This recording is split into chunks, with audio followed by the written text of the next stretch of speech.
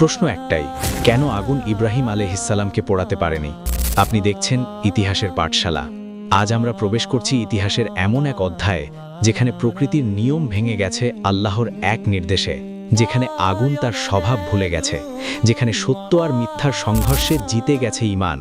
ঘটনার সূচনা করতে হলে আমাদের ফিরে যেতে হবে প্রাচীন মেসোপটেমিয়ার দিকে, আজকের ইরাক অঞ্চলে। কুরআন আমাদের জানায় ইব্রাহিম আলাইহিসসালাম জন্ম নিয়েছিলেন এমন এক সমাজে যেখানে মানুষ আল্লাহকে ভুলে গিয়েছিল। তারা পাথরের মূর্তি বানিয়ে নিজের হাতে তারপর সেই মূর্তির সামনেই সেজদা করত। সূরা আল আম্বিয়া ২১-৫২ আয়াতে বলা হয়েছে, ইব্রাহিম আলাইহিসসালাম তার পিতা ও জাতিকে বলেছিলেন, এই মূর্তিগুলো কি যেগুলোর পূজায় তোমরা লিপ্ত? এই প্রশ্ন ছিল বিদ্রোহের সূচনা, কারণ সমাজের শিরক ছিল প্রতিষ্ঠিত সত্য। কুরআন সূরা আল আনাম ৬-৭৪ আয়াতে উল্লেখ করে, তিনি তার পিতা আজরকে বলেছিলেন, আপনি কি মূর্তিগুলোকে উপাস্য বানিয়েছেন? নিশ্চয়ই আমি আপনাকে ও আপনার জাতিকে স্পষ্ট ভ্রান্তিতে দেখতে পাচ্ছি। এক তরুণ যুবক দাঁড়িয়ে গেছে পুরো সভ্যতার বিপরীতে। ভাবুন, চারপাশে শক্তিশালী শাসক, প্রতিষ্ঠিত পুরোহিত সমাজ আর জনতার অন্ধ অনুসরণ, আর সেই সমাজের মাঝে একজন মানুষ বলছে, তোমরা ভুল পথে আছো। সূরা মারিয়াম ১৯-৪২-৪৮ আয়াতে আমরা দেখি ইব্রাহিম আলাইহিসসালাম কি কোমল ভাষায় তার পিতাকে দাওয়াত দিয়েছেন। তিনি বলেন, হে আমার পিতা, কেন আপনি এমন কিছুর ইবাদত করেন যা শুনে না, দেখে না, কোনো উপকার বা অপকার করতে পারে না?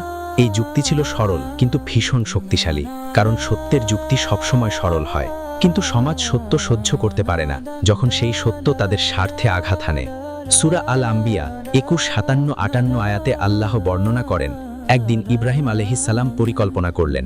যখন সবাই উৎসবে বাইরে, তখন তিনি মন্দিরে প্রবেশ করেন। একে একে সব মূর্তি ভেঙে ফেলেন, কেবল বড় মূর্তিটিকে রেখে দেন, তার গলায় ঝুলিয়ে দেন কুঠার। এটা ছিল কৌশলগত আঘাত, শুধু ভাঙচুর নয়, এটা ছিল যুক্তির ভাদ। মানুষ ফিরে এসে দেখে তাদের উপাস্যগুলো ভাঙা, তারা চিৎকার করে ওঠে। সূরা আল আম্বিয়া ২১-৫৯, কে আমাদের উপাস্যদের সঙ্গে এমন আচরণ করেছে? নিশ্চয়ই সে অত্যাচারী। কেউ বলে, আমরা এক যুবকের কথা শুনেছি যার নাম ইব্রাহিম, তাকে টেনে আনা হলো জনসমক্ষে, বিচার সভা বসল। সূরা আল আম্বিয়া ২১-৬২, তারা বলল, হে ইব্রাহিম, তুমি কি আমাদের উপাস্যদের সঙ্গে এমন করেছ?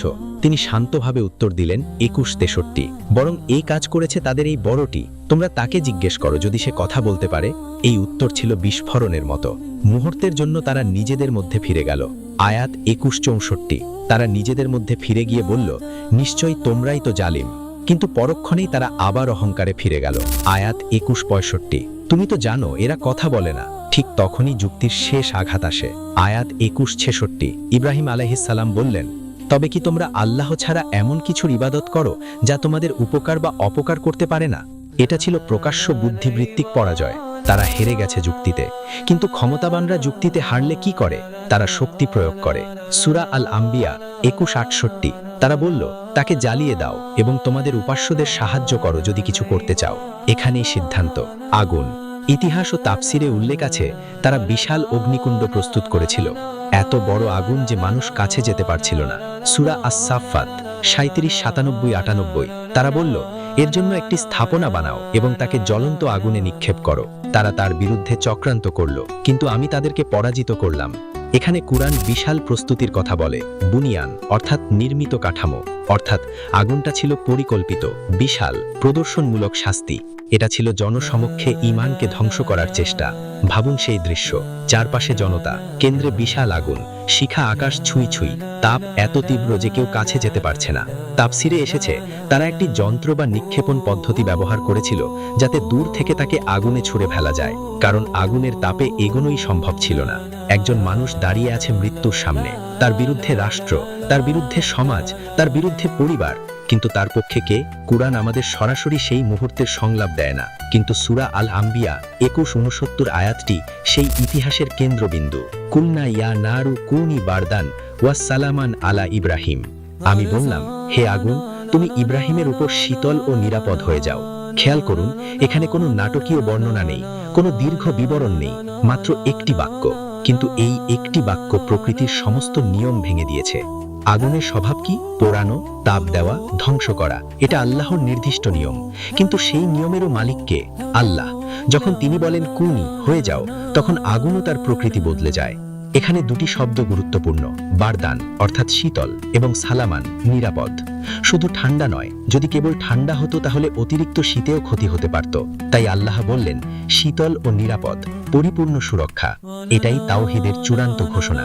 প্রকৃতি স্বাধীন শক্তি নয়, আগুন স্বয়ংক্রিয় ক্ষমতা নয়, সে আল্লাহর বান্দা।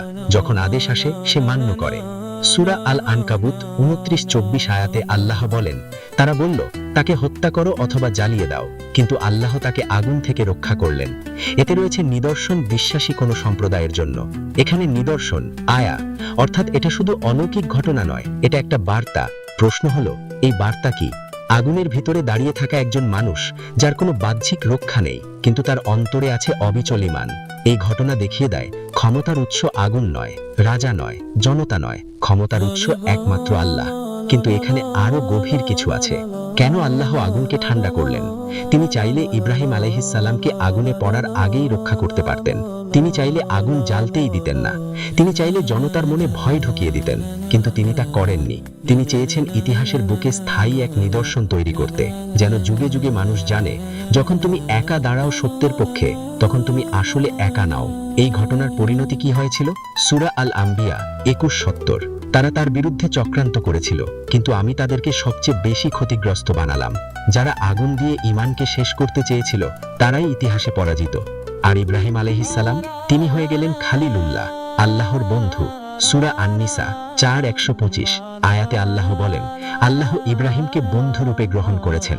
একজন মানুষ যাকে আগুনও পোড়াতে পারেনি, কারণ তার হৃদয়ে জ্বলছিল তাওহীদের আগুনে। বাহ্যিক আগুন সেই আগুনের সামনে কিছুই নয়। এখানেই প্রশ্ন, এই ঘটনা কি কেবল অতীতের গল্প, নাকি এটা প্রতিটি যুগের জন্য বার্তা? যখন সত্য বলা কঠিন হয়ে যায়, যখন সমাজের চাপ আগুনের মতো দাউ দাউ করে জ্বলে, তখন আমরা কি করি? আমরা কি আগুনকে ভয় পাই, নাকি আগুনের মালিককে বিশ্বাস করি? ইব্রাহিম আলাইহিস সালামের জীবন এখানেই শেষ হয়নি। আগুনের পর শুরু হয়েছে আরো বড় পরীক্ষা, আরো গভীর ত্যাগ, আরো বিস্ময়কর কাহিনী, হিজরত, সন্তান কুরবানি, কাবা নির্মাণ।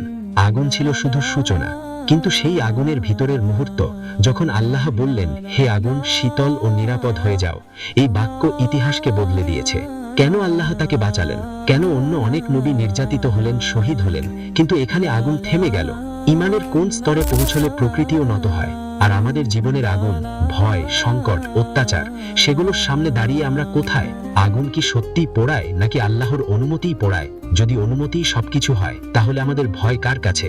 এই প্রশ্নগুলোর উত্তর এবং আগুনের ঘটনার পর ইব্রাহিম আলাইহিস সালামের পরবর্তী বিস্ময়কর অধ্যায়, সেখান থেকেই শুরু হবে পরবর্তী আলোচনা। আমরা শীঘ্রই আসছি এই ভিডিওর দ্বিতীয় পর্ব নিয়ে।